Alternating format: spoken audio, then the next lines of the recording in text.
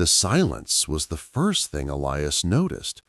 Not the usual quiet of his dusty little shop, filled with the gentle, competing heartbeats of 100 clocks, but a dead silence, the kind that presses in on you from the outside. He looked up from the delicate filigree of a watch face, his breath misting in the sudden chill. Through the grime-streaked window, the town square was empty, and the great clock on the tower was still. Its hands were frozen at midnight. He shuffled outside, the cold air biting at his thin frame. The town of Oakhaven had always been quiet, but this was different. It was a breathless, waiting silence.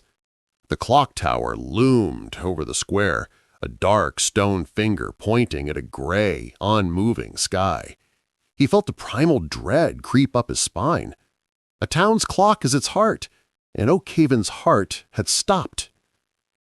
The winding stone steps inside the tower were thick with the dust of ages. Cobwebs clung to him like grasping fingers.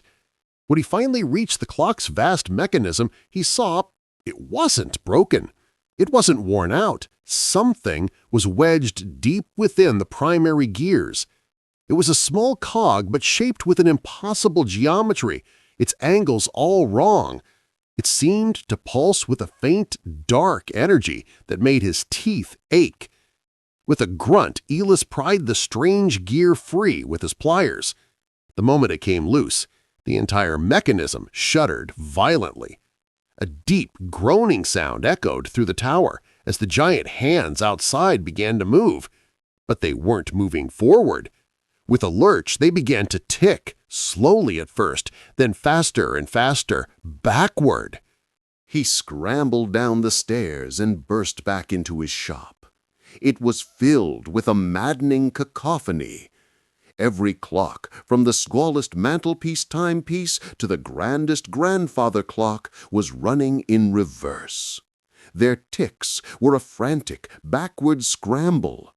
Cuckoos shot back into their wooden houses. Chimes rang out in a discordant, rewinding peal. He stared out the window, his heart hammering against his ribs. The town was changing. The moss on the cobblestones was receding. The faded paint on the shop fronts grew bright and new. A crumbled wall on the bakery across the square was reassembling itself, stone by stone. The world was rewinding, but the people were gone. A desperate rage seized him. He grabbed a heavy mallet from his workbench and began to smash the clocks. He brought the hammer down on a carriage clock, shattering its glass face. But before the shards could even hit the floor, they flew back into place, the cracks sealing themselves. The clock, whole again, continued its insane backward race. Then he felt it in his own body, a strange tingling. He looked down at his hands. The liver spots were fading. The wrinkled skin was growing smooth and taut. He was getting younger.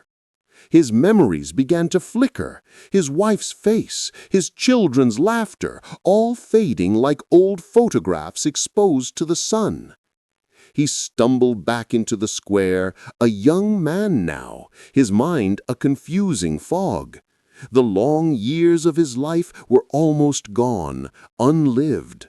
The clock tower tolled, a deep, resonant backward chime that shook the very air. He knew his name was Elias, but it felt like a word he had only just learned. He is a small boy again, standing before the great clock tower. The backward spinning hands are slowing, ticking their way back toward midnight.